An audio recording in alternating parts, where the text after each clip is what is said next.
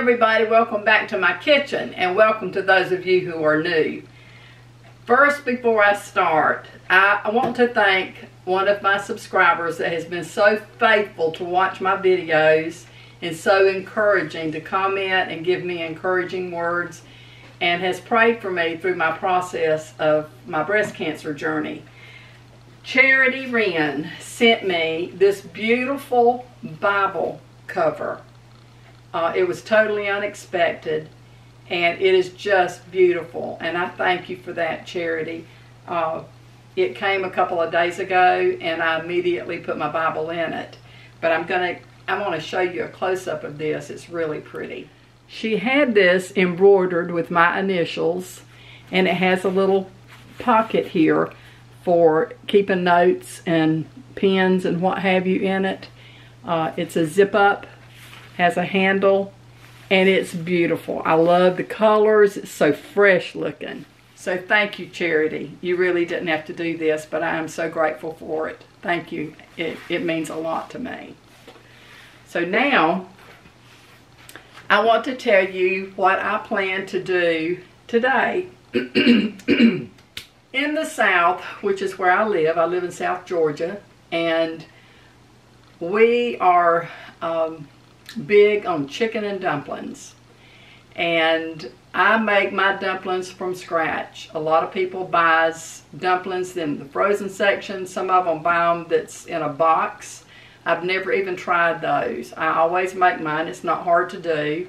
And you can make them and then freeze them for later use if you want to do that. But I have taken out a couple of chicken quarters. I'm not going to make a lot, but I'm going to make enough so that my son that lives up the road from me here and myself can have a good lunch with that. But anyway, down here where I live, when you have homecoming at church and when you go to a family reunion, which are both big things here in the South, someone always brings a large pot of chicken and dumplings. And I'm telling you, that's one of the first things to go. People love them, but so many people don't want to make them because they think that it's too complex and too hard to do. It's really not. So I want to show you how I make mine. I'm going to start, first of all, I have my chicken. I've already cleaned it, and I'm going to put this in a pot of water. I'm going to boil it until it's done, and then I'm going to take part of the juice, or the broth, not juice. I'm going to take part of the broth and let it cool, and then I'm going to make my dumplings with that. So I will be back in a little while. I will just put my chicken in this pot, and I will put a good amount of water in it, because my dumplings, when the chicken gets done, I will take the chicken out. Now, a lot of people will take and pull the meat off of the chicken. I'm not going to do that since it's just my son and I that's eating this.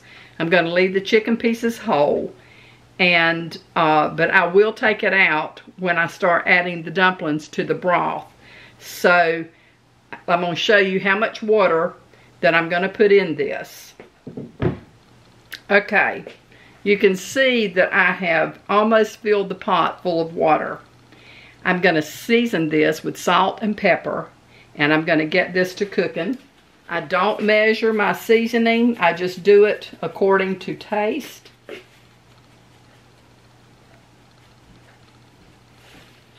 Okay, now this is ready to go on the stove and start cooking. Okay, my chicken has about completed cooking. I'm going to go ahead and dip up some of my broth so that it can be cooling. I like to make my dumplings with the broth from the chicken.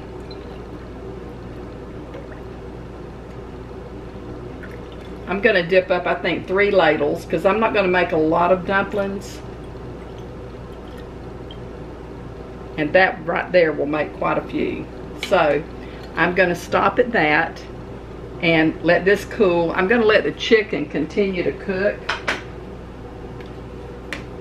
while I let the broth cool and get my dumplings made and rolled out. And so I will be back. Okay, I'm going to make my dumplings now, and what I have done, I have taken white lily self-rising flour, and I have sifted it into my bowl. And so this is kind of like making biscuits. I'm going to make a well. You don't use any shortening. In the past, sometimes I would put an egg in. You can use plain water, but I'm going to use chicken broth because, like I said, I kind of feel like it gives it sort of a unique flavor. Not that you can really tell a difference, I suppose, because it's going to cook in the chicken broth. But you pour your broth or your water in, and you just start pulling flour in, and you're going to make this into a stiff dough. With biscuits, you would not work your dough so much. But with dumplings, you do work it a lot because you want to really make a very tough dough. You don't want your dough to be tender and flaky. You want it to be real tough. So you just keep working that flour in. Of course, you want to make sure your hands are clean. And I did wash mine right before I started with this. Okay, I'm going to sprinkle some more flour on this, and I'm going to start packing that in.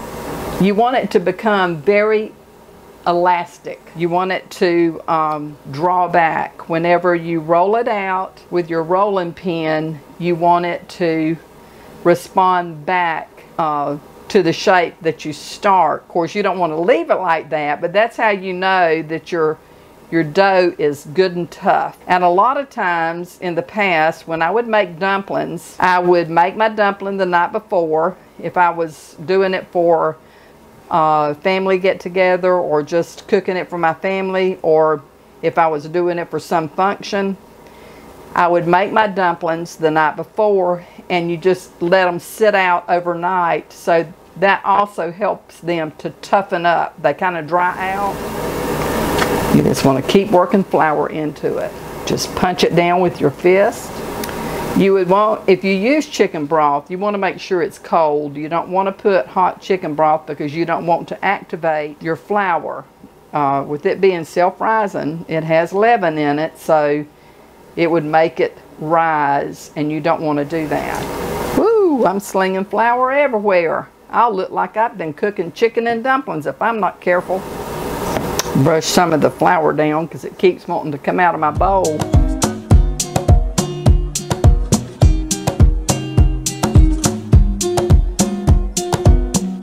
What makes a really good meal to me is good old chicken and dumplings and mustard greens and baked sweet potato. Oh my goodness, it doesn't get any more southern than that, and it is so good. Okay, I think I have worked my dough enough that I'm going to start rolling them out. I've got to wash my hands first. You see this? So let me wash them. I'll let you take a look at me. I kind of splattered flour all over me. So anyway, I'm going to clean up and then I'll be right back. Okay, you're going to want to take and put a lot of flour down to roll your dumplings out because you don't want them sticking to your mat or whatever you're using to roll them out on. If it's your countertop, or if you're using an old pillowcase or a piece of paper, whatever, you want to flour it. And what I'm going to do is take half of my dough. I'm not going to try to roll out the whole thing. I actually think I might knead my flour a little bit more. I don't think it has enough elasticity to it. So I'm going to put some more flour and work it in.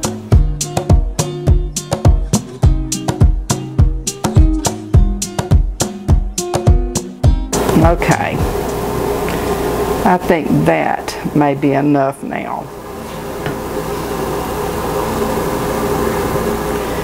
Okay, and I'm just going to start rolling this out, and you'll see as I roll it out, it'll come back to where it started, and that's what you want. See how it wants to draw back up?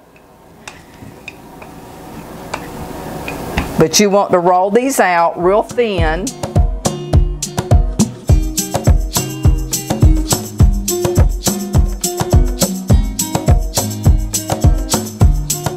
One One thing I don't care for in dumplings are dumplings that are like drop dumplings, or if they don't roll them out real thin and they're real thick. I don't care for my dumplings to be like that. I like for my dumpling to be thin. Just a personal preference. Some of you may like drop dumplings where you just take the dough and drop it into the broth, but I just don't care for that. It's too much like a biscuit in chicken broth to me. I think I'm going to take my pizza cutter.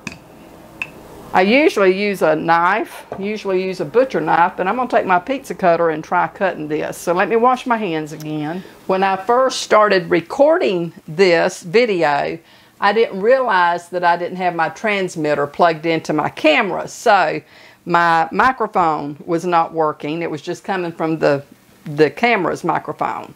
But anyway, okay, we've got these rolled out, and so now I'm going to start cutting these. And I don't like them real big. I've taken the chicken out of the broth, and I've got the broth coming up to start boiling. You want your liquid to be boiling when you put your dumplings in.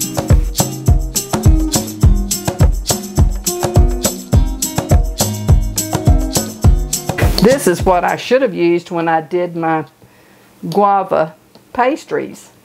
I thought about it after the fact, but I think it would have worked a whole lot easier had I used my pizza cutter. Okay. You can see that the dumplings are all cut. I'm going to do a close-up. I want you to see how thin these are. You want them thin. You don't want them thick, unless you just like a biscuit in chicken broth. Okay, so I'm going to start taking these up because my broth has started boiling. Don't shake the flour off because the flour helps to thicken the broth. Okay, I'm going to move the camera over now so that you can see when we start dropping these in, they will plump up a little bit because of the heat activating the leavening in the flour. That's why you want to roll them out just as thin as you can. Some people add a little bit of yellow food coloring to their dumplings, and that's okay. You want to watch and make sure they don't boil over.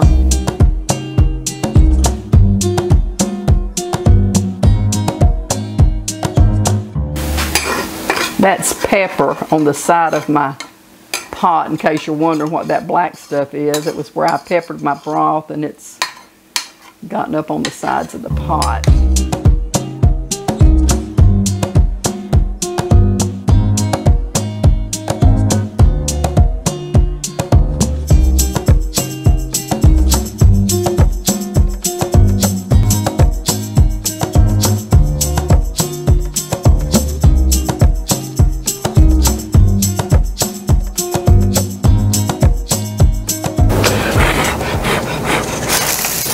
I'm about to have a boo-boo. Turn my back to get some dumplings, and boy, that was just on the verge of making a major mess.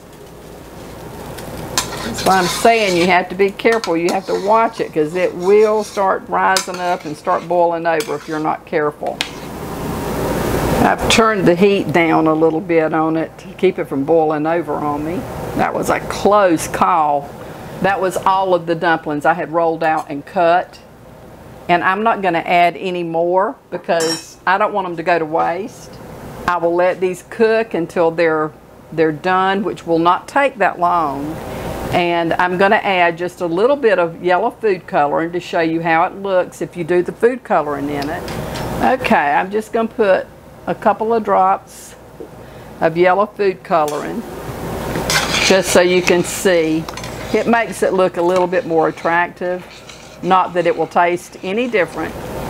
That smells so good. It's been quite a while since I've had any chicken and dumplings.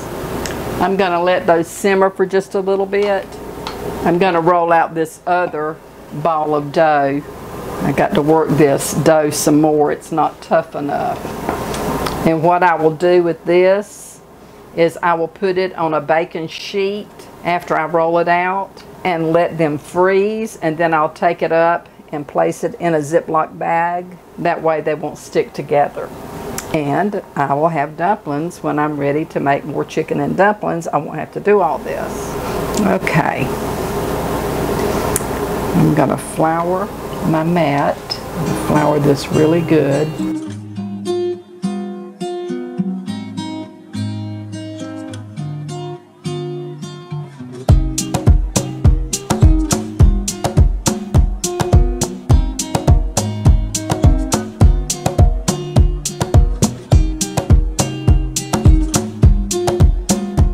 Okay, I think I have that nice and thin.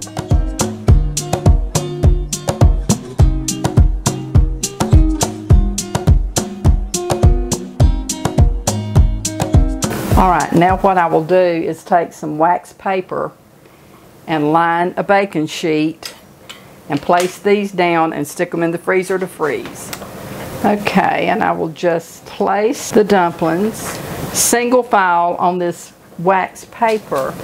You don't want to stick them together because you want them to freeze separately.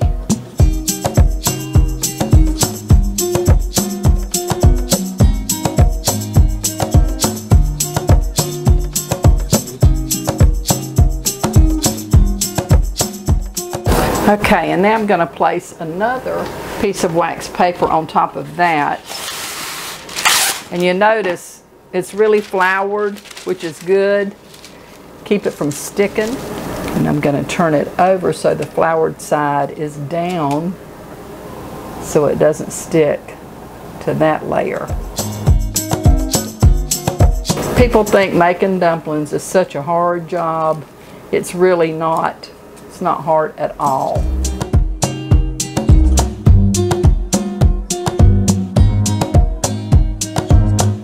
Now when I get ready to cook these, I will take them out of the freezer.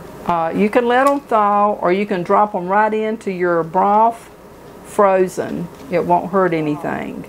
And that's it.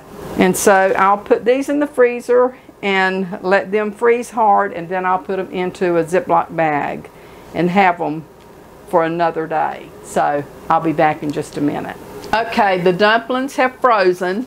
You can see that they're hard.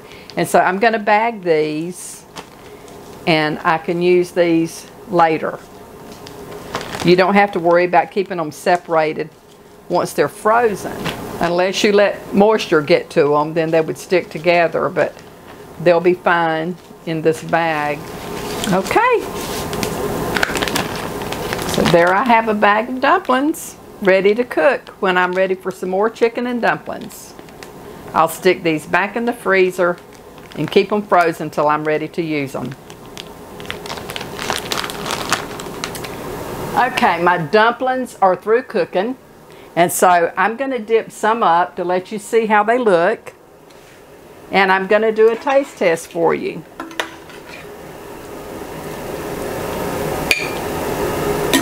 I didn't say while they were cooking, but during the process of them cooking, you need to keep them stirred occasionally, not real often, but once in a while you need to stir them to keep them from sticking to your pot.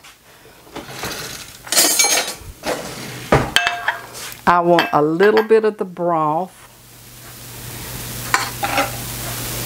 and I want you to see how these look. That is going to be so good. I'm going to do a taste test, and then I will fix a plate for my son and take it to him. Oh, that's going to be so good. Here's to you.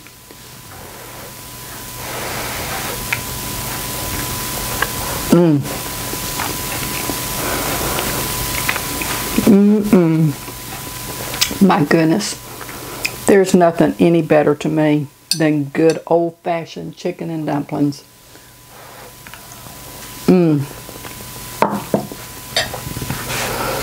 I will be putting my chicken here back in the pot, and then my son and I will have a good old-fashioned southern dish for our dinner. That concludes this video, and I hope you've enjoyed watching it. If you have not subscribed to my channel, how about subscribing? Click on the like, click on the bell, and leave me a comment. I'll respond back to you. Until the next video, this is B-Boss saying, may the Lord bless and keep you and your family safe, and I hope to see you really soon. You take care. Bye.